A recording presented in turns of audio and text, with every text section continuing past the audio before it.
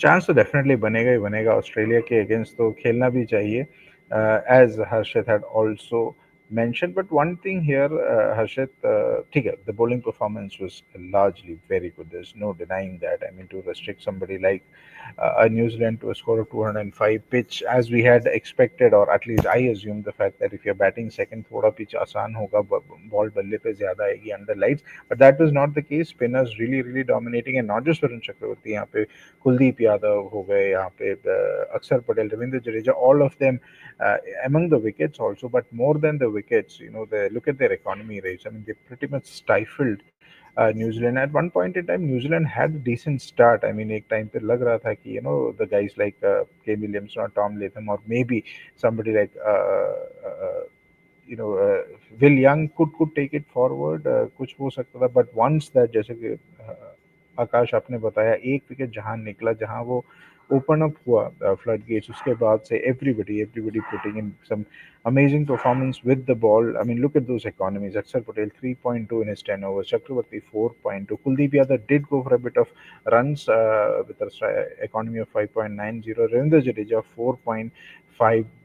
बात हो रही थी कि यार डेथ ओवर्स में आपके पास बॉलर्स क्यों है. Mohammed Shami, Hardik Pandya combined to bowl only 8 overs, and ऐसा सेट किया, डेथ ओवर के बारे में सोच भी नहीं रहे होंगे ये. But Harshit, let's move on to the batting. This was the very first, real challenge the Indian batters faced, and I have to say the top order did not really click. All the three, that is Rohit Sharma, Shubman Gill, and Virat Kohli. Virat Kohli, of course, a stupendous catch from Glenn Phillip. What is your take on this? It's one of those days where the Indian top order did not click. They've been clicking all through the tournament, the first two games at least. So this is something that you can, just keep away and saying that चलो होता है, एक दिन की बात है. But is it that, or is it, when it comes to quality pace bowling or quality bowling with the new ball, this Indian team is still, uh, you know, found wanting.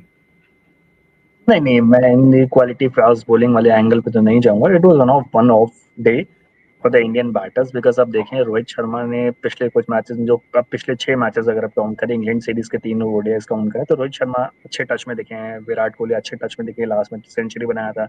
Shubman Gill के तो 2 centuries 2 50s हैं already पिछले 6 matches में, तो वो तीनों आज नहीं चले. और वो एक वन ऑफ डे मैं मानता हूँ. और अब क्योंकि उनकी एब्सेंस में जो बाकी नंबर 4 5 के जो बैटर्स जिनको हम टेस्ट करना चाहते थे एक्चुअली कि वो कैसे करते, तो आज वो स्टेप अप किए. चाहे वो अब अक्षर पटेल स्टेप अप किए, चाहे वो हार्दिक पांड्या स्टेप हो, चाहे वो श्रेयस अय्यर हो, तो that's a really good sign. और उसके बाद आपके पास बॉलिंग, जो आपके पास एक लोअर एक मीडियोकर टारगेट था, क्योंकि 250 रन आज के जमाने में ओडीआई मैचेस में बहुत इजी होते हैं चेस करना, तो वहां पर आपने उसको सक्सेसफुली डिफेंड किया. तो मेरे हिसाब से तो एक बहुत डोमिनेटिंग, बहुत अच्छा परफॉर्मेंस है. और इससे इंडियन टीम का मोरल और ज्यादा बढ़ेगा जब वो सेमीफाइनल में ऑस्ट्रेलिया के अगेंस्ट जाएंगे. क्योंकि देखिए ऑस्ट्रेलिया के अपने स्ट्रगल्स हैं, और जिस तरह का परफॉर्मेंस इंडिया करके आई, देखिए बैटिंग का चेस करते हुए हमने अच्छा परफॉर्मेंस दिया है. जो हमें पहले टारगेट देने को मौका दिया गया, जब हमारी बैटिंग ने इतना फायर नहीं किया, उसके बाद भी हमारे बॉलर्स ने स्टेप अप करके उस परफॉर्मेंस को बैक किया. तो मुझे नहीं लगता कि अब कोई चिंता की बात है. एक बहुत अच्छा मतलब माइंडसेट होना चाहिए इंडियन टीम को. और अगर सेमीफाइनल मैच में जो टॉप 3 बैटर्स आज परफॉर्म नहीं कर पाए, तो अगर वो उनमें से कोई भी एक आध भी बड़ी इनिंग खेलता है, तो इंडियन टीम के राह और आसान हो जाएगी.